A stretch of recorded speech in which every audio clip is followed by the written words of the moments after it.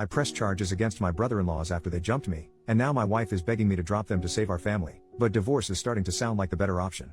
First, some backstory. I, 33M, met my wife, 33F, in college.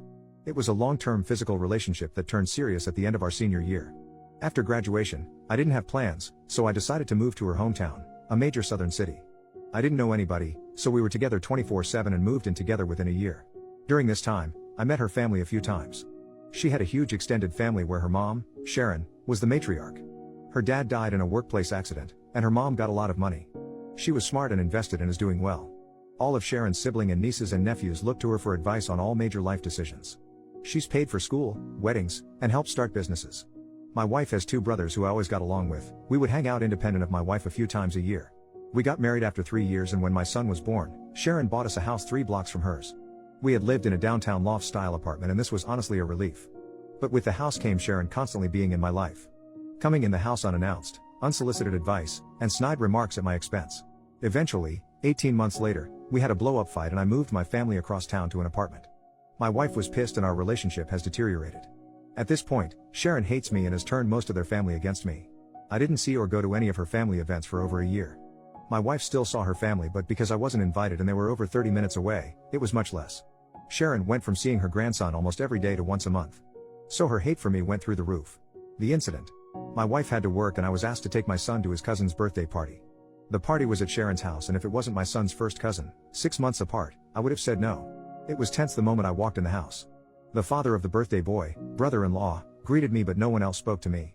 I didn't mind and sat in the corner on my phone. This apparently pissed off Sharon because I was being rude. An argument ensues and I announce I'm leaving with my son. Sharon said, "You can go, but my grandbaby is staying." At this point I lost my cool and started cursing her out. I woke up on the front lawn. Apparently my two brother-in-laws beat the crap out of me in front of my kid. 2 of her cousins were helping me up and told me just to leave. I immediately called the police and said I was assaulted and my child was kidnapped. Police came and both brothers were arrested. Sharon lost her cool on the police and my wife drove up as her mother was being arrested for refusing to release my son. Her mom was eventually released, but her brothers were arraigned on assault charges. The father of the birthday boy had an assault charge from college, so he is facing some serious consequences. My wife is mad at everyone but asked me drop the charges. I not only refused, but also got restraining orders for all 3 of them. Her mother isn't allowed to be near our kid and her brothers have court dates early next year. Last month she moved out of the house and we are now headed for divorce. Yesterday she came with one last offer, for us to move cities and start over. But only if I drop the charges on her brothers and remove the restraining order on her mom. I told her I would think about it, but I think I would rather get divorced. I honestly want to keep my family, but I don't believe she'll ever abandon her family for me. If I drop charges now, I doubt I can bring them back later. Am I in the wrong for not trying to save my family? Edit. This blew up overnight. My wife's cousin DM'd me because she found it. She was there that day and told me to add some more context because her family is getting railed in the comments. She's right, so here are a few more things. I don't think anyone is evil in this situation. Everyone loves Sharon and her advice except me. She's not a mean person, but we are polar opposites in many ways. My wife is the baby and only girl, so I'm sure that has a lot to do with our conflict. Sharon losing her cool on the police was uncharacteristic, and even I was surprised. My wife is a great mom and partner, but her inability to be independent of her mom's influence is our issue. She is mad at her brothers and isn't talking to either at the moment. She's also mad at her mom for starting the argument and refusing to release our son. She's just trying to find a middle ground. I genuinely think she hopes a fresh start can save our marriage. Until we moved into that house, I would say our relationship was good. As far as her brothers and the assault, I remember the first hit, but I was dazed immediately. The last thing I remember was flailing like a child while getting hit a few more times.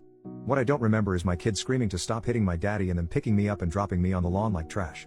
I have to acknowledge that my pride hurt more than my bruises.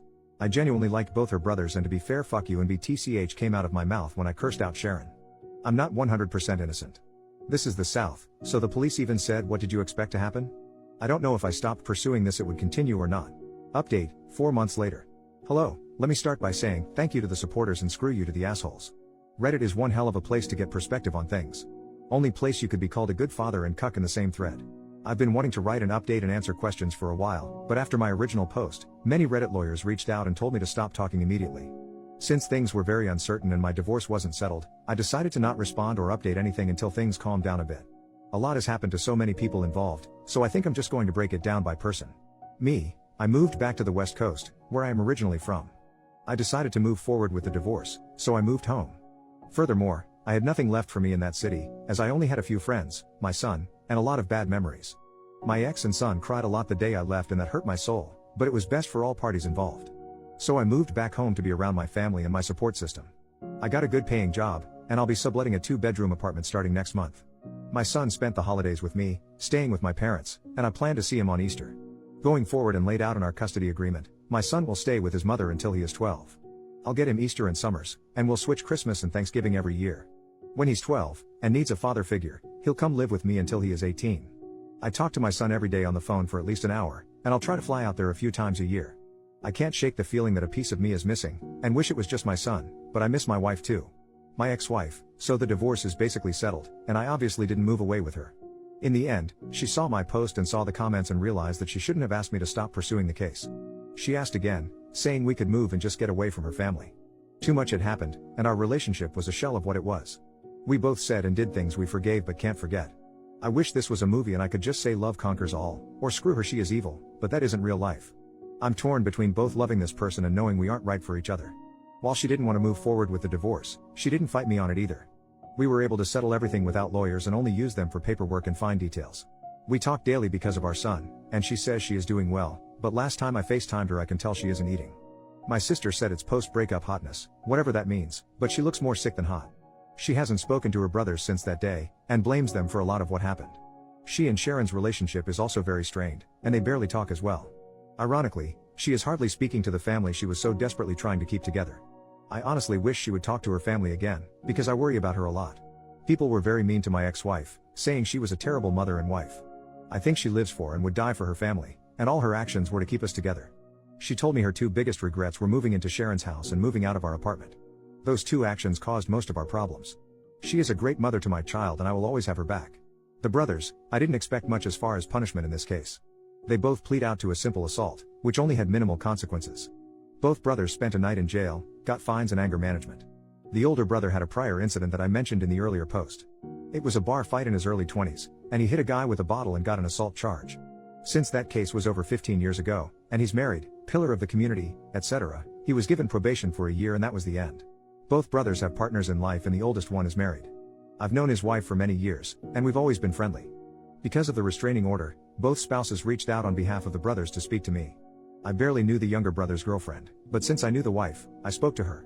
She said both brothers regretted their decision, and she asked me to lift the restraining order and not to pursue charges. We had a brief conversation, but I simply told her I don't forgive her husband and brother-in-law, and I'm moving forward with both. As we ended the conversation, I told her not to call me again, and I haven't heard from either brother since. I don't know anything beyond what the ex tells me, and she isn't speaking to them.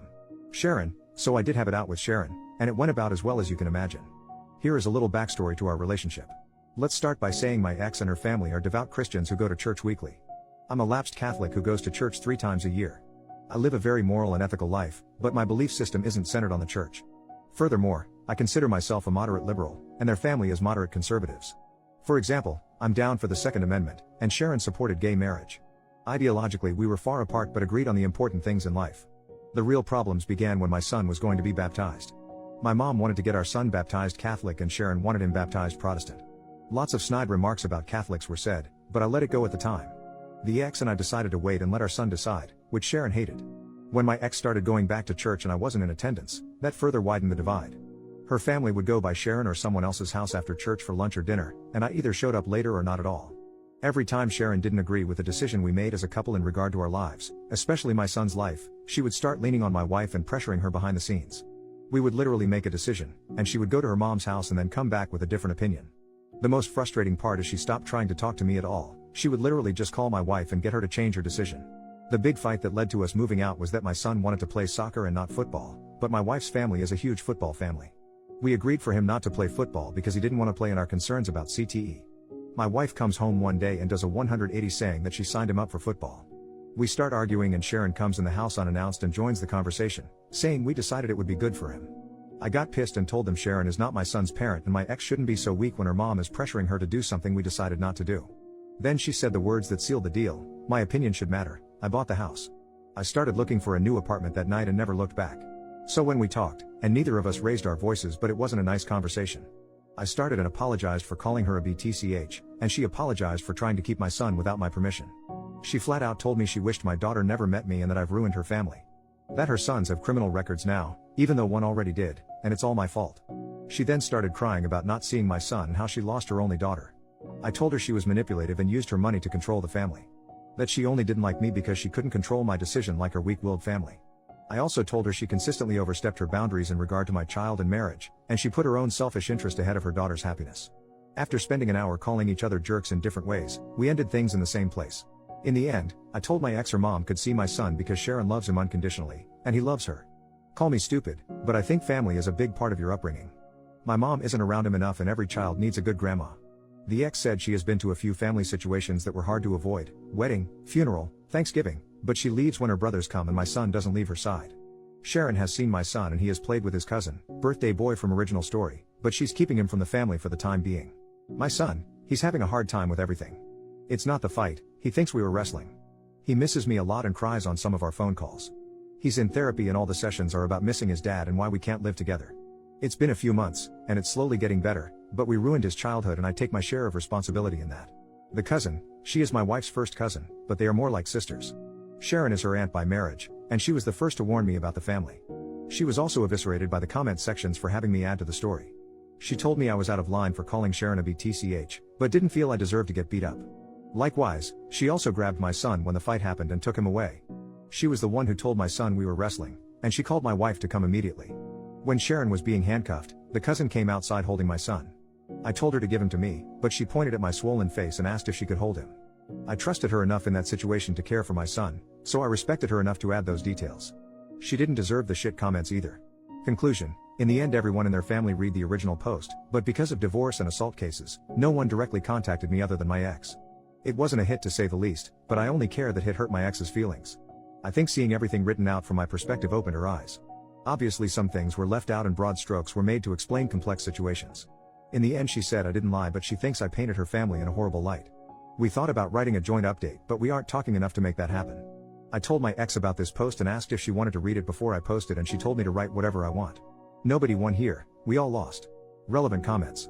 Commenter number 1, I understand everything else, but did you really have to abandon your kid? OP, I knew I would get destroyed for this, but abandon is a strong word. I didn't abandon my son, I left for better opportunities in life for both of us. Both mentally and financially. My chosen profession has more opportunities here, I was only there for my wife and child. My career picked up during the pandemic because I could work remotely, but in-office work is becoming mandatory again.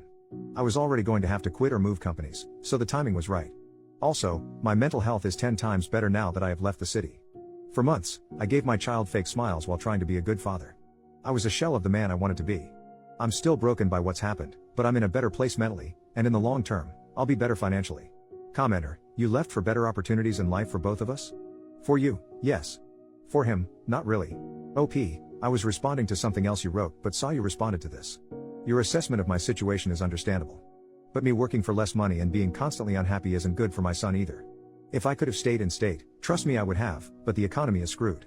I used all my savings to continue paying bills and lived with my parents for free to start over.